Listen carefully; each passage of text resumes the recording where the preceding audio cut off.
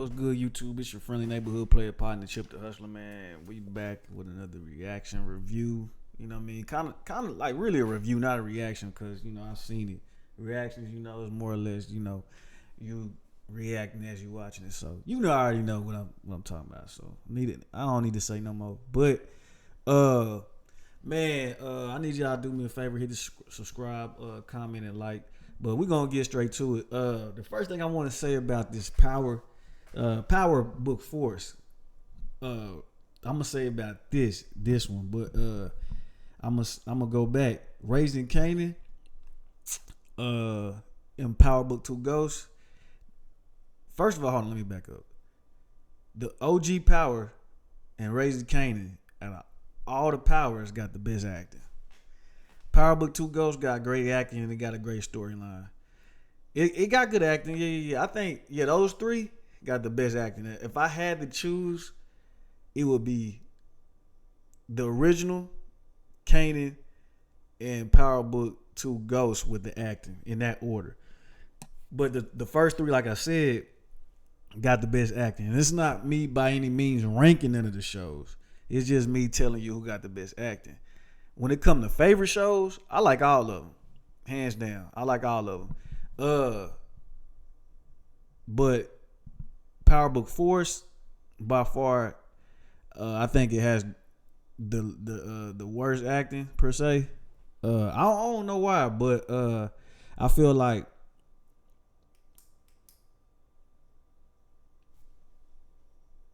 it's only bad because it's not bad. The show's not bad. I like the show, but I'm saying the acting is only bad because I think a lot of these actors, it's their first time acting, and with me saying that, I like the fact that they're getting the opportunity because a lot of these actors probably done been in other shows, but they had like small roles, and so now this is probably their first big role. And you gotta grow, especially when you're not used to doing these roles, or maybe you are, but you still, like I said, new.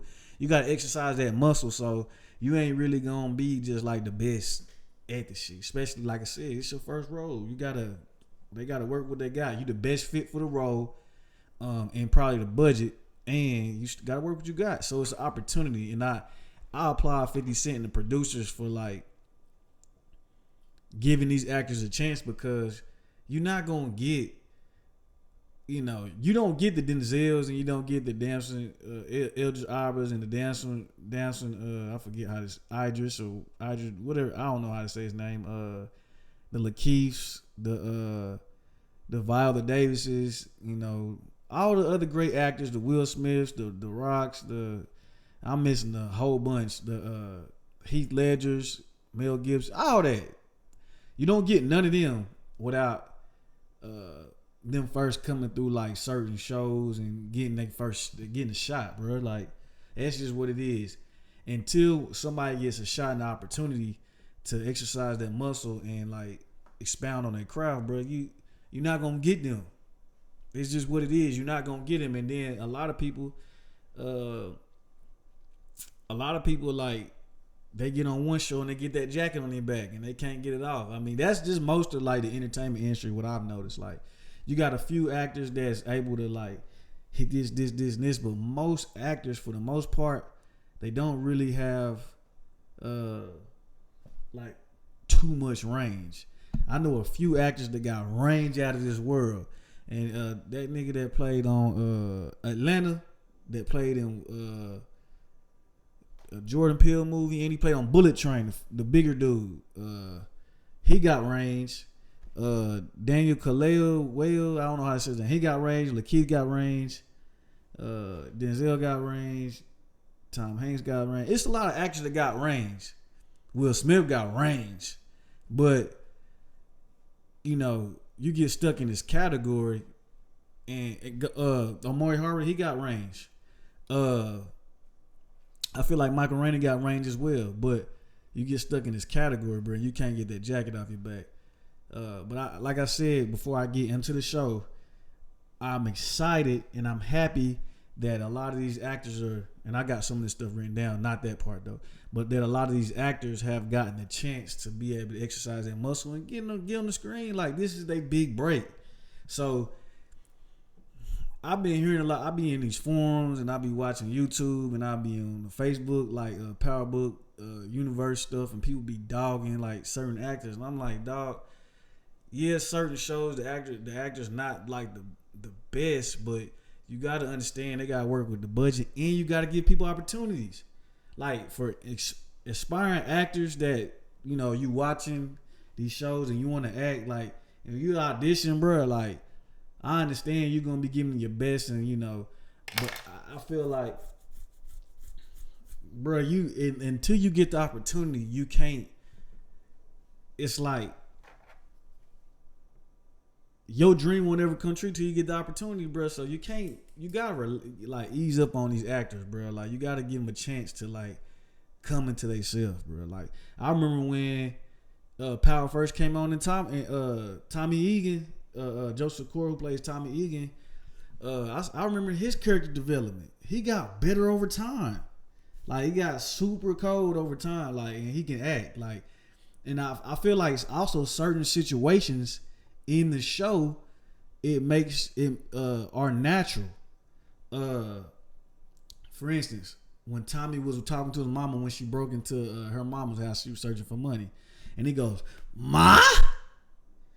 That part, that shit was natural as fuck. That was so natural. I was like, I rewound that shit like 7 times. I was like, that was natural, and that's good acting, bro. Like, but it's certain shit on there that's like forced because it's not their natural like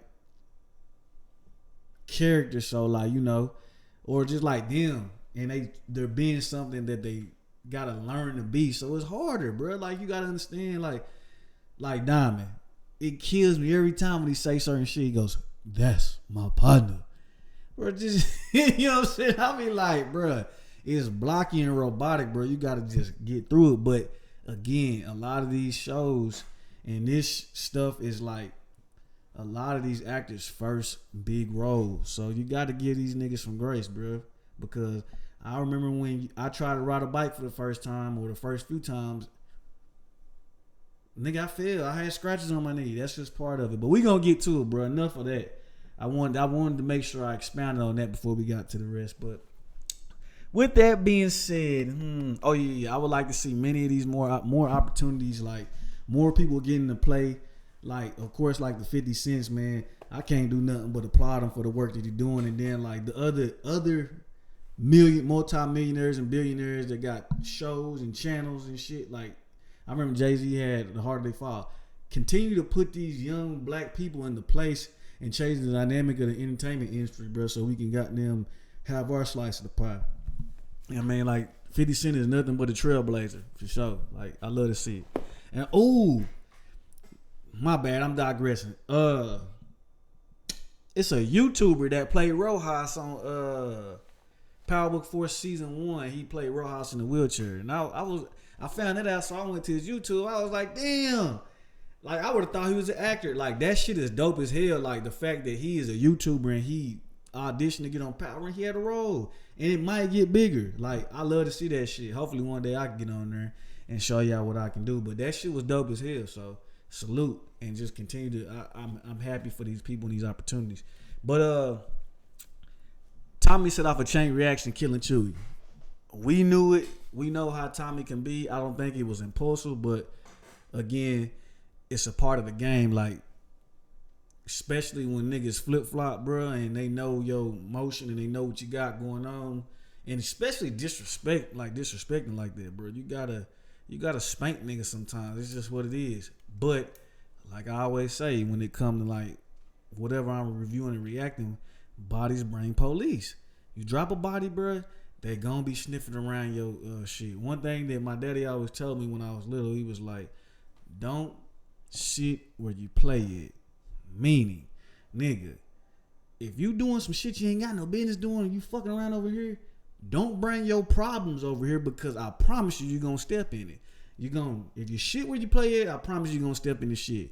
Meaning, bro, like, whatever the fuck you doing, bro, keep that shit away, because it's bound to cross hers and you're gonna get put in the mix of some stuff where you don't want to be in. And I feel like,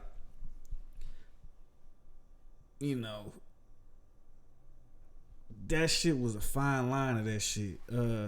You know, like the game that they playing, bro. You gotta kind of like, you gotta make example out of niggas, but I'm torn between Diamond and Tommy in this decision because you do gotta smack niggas that do shit like that because he would have been a problem. But notice that he probably would have been a problem down the line. But initially, as this shit happened, he wasn't a problem. You could have just let him go over there. The organization was still new in itself, like CBI treason. Like, the organization was so new that you could have let it happen. You just couldn't let people disrespect you and do no dumb shit. That's the difference. So, Diamond was necessary. He was right, bro. Like, bro, fuck it. We gotta cut our loss. Take a lump. Like, bro, like this is still fresh anyways. He don't really fuck with it. He can go wherever he go, as long as he don't come back over here on some bullshit. So I kind of do side with Diamond because now what Tommy done did was he done set off a chain reaction. He killed Chewy. Police investigation. He didn't get rid of the body, so he left the body there.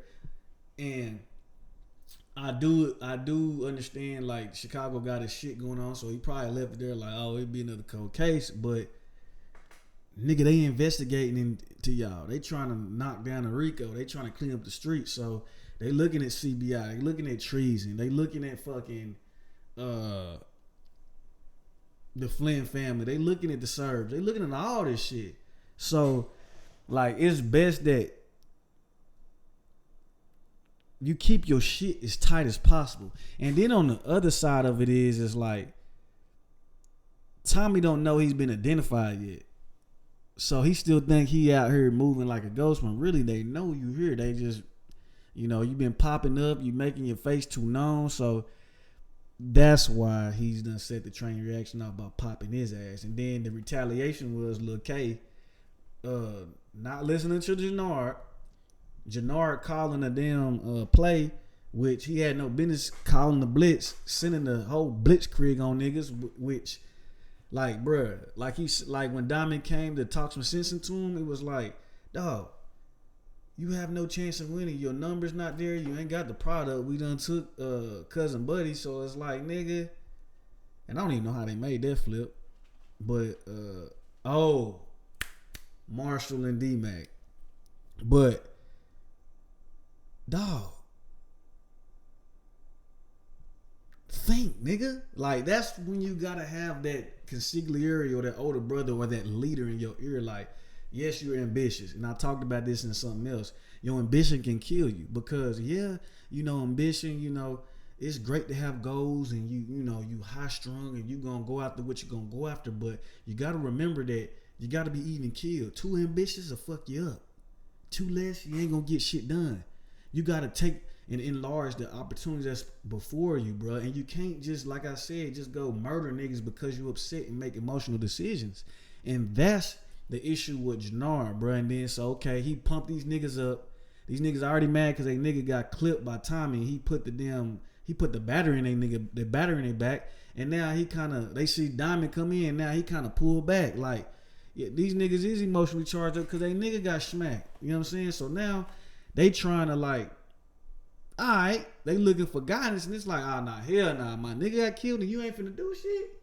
Oh, we finna, yeah, you know what I'm saying? So, Lil K, yeah, he made a dumbass decision, and again, Tommy is all started because Tommy made a decision, didn't talk about it. He gonna do what he gonna do, and he made a decision that's finna create a chain reaction. Now, it was already coming. The ball, it's like, picture like avalanche or a snowball like rolling down the hill. It's getting bigger and bigger. But before he killed Chewy, that snowball hit a big ass tree and it wasn't moving. But now, when he killed Chewy, the tree got knocked down and now that bitch rolling with steam. When he killed Chewy and then Lil K retaliated at the end and sprayed up dude's car and hit that little girl, that gave them the motherfucking ammunition to get that task force. Because Rose was blocking the shit, but when that little baby got killed, when babies get killed and bodies dropping, niggas start to raise red flags. And that's why they got the task force. So if Tommy wouldn't have killed Chewie, none of this other shit would have happened. And that's my thing, like, bro, you gotta think, my nigga, when you doing some shit you ain't got no business doing, you gotta fucking tiptoe around, like, how you maneuver, bro. Like, you can't just go all in, bro, which is crazy to me. Like, niggas, they go all in, bro, and it's just like, fam, you can't. You gotta be methodical about everything that you do. Damn, it was something I was about to say. It was the Chewy thing, but we get back to that. It was another part in here. Diamond, I know I had my reserves about Diamond in episode 1, but Diamond actually, in my opinion, bro, he is smart and a voice of reason. I think that Diamond is shaky for the right reasons because he don't want to go back to jail. But that fast money and just being able to get to that paper, bro, is one of the things that is like a feeling that you can't shake when, you know, you getting a paycheck of $1,500 every 3 weeks, or you can make shit $100,000 a week. So I can understand why he is the way he is, why he doing, but he trying to be careful and he's being methodical. But the thing about it is, bro, you're on parole, my nigga. Like, if you don't run a tight ship how you trying to run this shit, then you gonna take your ass. It's gonna be one of two things. Diamond either gonna go back to jail, kill his parole officer, or he gonna put them niggas in a compromising situation where they gonna have some sort of information on Diamond that is gonna be inconclusive, and his ass gonna have to go do whatever the fuck. They gonna have to do something that's gonna make this shit that much more worse. You know what I'm saying? And I feel like, bruh, like, again, you gotta be in or out. Or if you're gonna be in, you gonna have to be in the shadows, my nigga, because you moving around too much. You got too much shit going on. Like, you need to really be in the shadows. And I think that's why he really be on Tommy. It's not, I think, that's why he really be on Tommy ass. So then you gotta think, bro, y'all don't have I think Lil K gonna end up being a CI. Like, I think from the trailer that I just watched, Lil K gonna end up being a CI for the detective. But bro, you gotta understand, you gotta worry about fucking snitches and all this other shit. Lil K done killed this little girl, and like, I'm guarantee that he gonna end up, they gonna cut him a deal. If he be a CI, he gonna end up telling on Jannar and motherfucking Tommy about whatever the hell going on, so they can knock down the big fish, and he gonna get a deal by being a CI. Guarantee.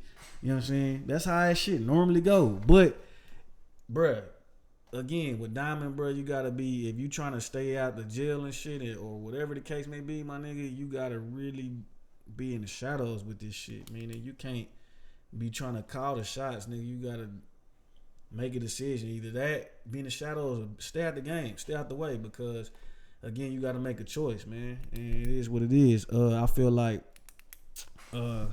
another thing is Tommy, bro, his ambition is about to get them fucked off, because he want world domination. I remember him and Diamond was sitting down, they was talking, and he was like, what's next? And Diamond, and everything Diamond said in this part of the acting, I could get beside, because it seemed natural. He was like, what's next? He was just being his true self. But some parts that Diamond be saying don't be natural. But he was saying some real shit with like, well, what's next? Is it worth it? All this other shit. And it's like, Tommy got this like hard on from being the man. And it's like, bro, like, realistically, nigga, that shit, it's only two ways this shit gonna end. Either you gonna die or you gonna go to jail for your natural life. Like, there's no in between. And I think Tommy has gotten to the point to where he's delusional. It's all he knows, and if he doesn't have it, it's over. But he's delusional, because it's like his ambition has outpassed his human thought of, or his feelings, and his like just being human. Like, bro, like, you got D-Mac, you got your mama, like, she gonna probably end up dying because of this crazy ass shit. I'm telling you, she turned her life around, she gonna get snatched from them niggas. Guarantee, just how she turned her life around. It's gonna be another story. Fucking JP, D-Mac, like, bruh. Or they might use him for a spinoff. I don't know, but I know Kate ass ain't gonna make it. Once she end up telling her secret and about Miriam and shit, her ass ain't gonna be here too much longer. Might not be this season, but it's gonna be the next season. But my point to all this shit is, bro, Tommy, you got a reason. Bruh, get what you can and leave the rest on the table for somebody else to take the brunt of whatever the fuck. Because when you the head of some shit, you gonna be the head of an investigation. But if you just a little man on the totem pole, getting yours, getting what's yours, every dollar that's meant towards you, not a dollar more, not a dollar less, again, you stay in your lane, you're not gonna get spanked. It's when you're doing everything in your power to be the fucking bosses of boss, the boss of bosses, nigga, is when you gonna get fucked up. America is not big enough for that, bruh. It's not. And you're in Chicago, my nigga.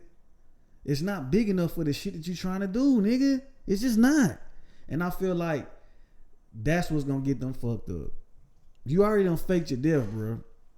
And you act like you fucking in Aruba or some shit.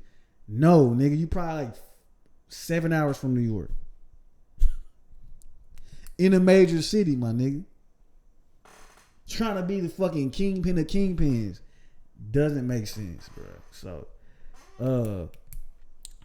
I gotta get on Walter ass real quick. Cause I've been waiting to get on that motherfucker. That nigga Walter, bro, is a racist piece of horse shit with steam coming off of it. Like, why in God's green earth do you continue to try to attack a people that's not even bothering you? Because of selfish greed and power. You want to sit here, you want to sit here and still stay in the game. You don't want to get out the throne, and you got to figure out, okay, how I'm going to get this money. I know what I do. I would dump a whole bunch of fucking drugs that a fucking pharmaceutical company gave me that's power enough to kill a fucking elephant on the community. And watch them niggas drop like flies and kill them, and I get my money on the back end. Like, what? That don't even make sense, bro. Like, dog, at some point, you got to understand that somebody gonna tell. I don't know what my dog gonna do. Somebody gonna tell, bro. Somebody gonna tell, bro. You is not, like, these niggas don't, like, I don't know what the fuck these niggas be thinking, but it's just crazy. And the fact that you're trying to eradicate a group of people on a subgroup on a side of on a part of town in a city is crazy to me. Like, you don't think they gonna wonder where this shit came from? It's gonna have blowback, my nigga. Like, these niggas don't think, bro. His manipulation on Vic and Claude is crazy. Claude, like, she fall for the shit. Vic, he already see straight through it. Vic got his mind made up. Once he killed this girl, Vic was like, oh yeah, it's going down. This nigga about to turn them niggas from the inside out. And I think that eventually, and I'm afraid actually, that Claude will, like, she gonna have a Dre lifespan in the show. We gonna hate this mug. She gonna team up with Jannard, and she gonna do some vicious shit. And we gonna hate her, but she gonna be here for a minute. And I hope she died by Tommy Gunn, but she gonna be here. I think Jannard is gonna redeem himself. He is a hater. He is slimy, but I think he gonna have one of those redemption stories in the show to where, like, it's gonna be something that bring him full circle. I don't know what it is, but Jannard, he gonna have a redemption story in Force. I believe that. I believe that for sure. Let me see. Oh, I forgot. This might be the last two things that I got to talk about. Tommy pulled a 42 fake out on them niggas, which was, I don't know if y'all watch OG Power, you gonna know what I'm talking about. For the ones that don't like PowerBook IV, I know y'all didn't watch OG Power, because this is a direct correlation. It's a little bit not watered down, a little bit lukewarm due to the acting and some of the storytelling, but it mirrors OG Power, because OG Power started off slow the first 1 to 3 seasons. It wasn't till about the middle of the third season that shit got cranked up. But I don't know if y'all remember when Tommy assembled a crew. It might have been Tommy, Dre. Don't have me lying. I don't know if Julio was there. It was a gang of niggas. It was like 8 to 10 folks, and they was doing a heist either on the Serbs. I think it was the Serbs. I don't think the Albanians have been introduced, but the Serbs in New York. I think his name was Vladimir. I think the dude that was not eating people. It was before they met Milan, and they was getting a shipment from Milan, and in these cars that was on like a car trailer. And they had the drugs in the door, and then Tommy hit that shipment, and they lost him. Basically, what it did, it forced the Serbs to purchase their drugs from Tommy and Ghost. They just did the same shit, basically. It's like Tommy can't get his hands off the Serbs. Like the Serbs and fucking Tommy and the damn Mexican cartel about to be at it. But they not going to know. I don't think they going to know until later on, like season 4 or 5. Like, you know how they play this shit, but that's all I got for y'all. This episode was a filler episode. It's telling a story. Niggas love to say the shit be boring, but bro, they got to build the story up. I don't know, like niggas just expect because it's TV and it's fucking power that it's gonna just be straight fucking fireworks and gunshots the entire time. You have to tell a story. It's not gonna be nothing to tell, bro, and it's gonna be no more power. Like you gotta calm down and watch the show. Like it is what it is. I would normally like put some clips from the show in here, but I don't think I'm gonna do it this time. Cause sometimes they keep getting flagged and shit. YouTube hating on the nigga, and I gotta dispute them before I can post a video. But man, if y'all do anything, I just want y'all to stay tuned. I want y'all to comment, subscribe, like, share it if you can. But yeah, just comment and subscribe. That'll help me out a lot. But it's your boy Chip the Hustler. And I know y'all niggas is watching, y'all just not subscribing. It's crazy. I got the analytics. It be crazy. Niggas is watching, but not subscribing. Like, damn. Stop hating on me. Fuck with your boy, man. God damn. It's not like you feel me. I'm big. Damn. Anywho, follow me. Be smooth. It's your boy Chip the Hustler. I'm gone.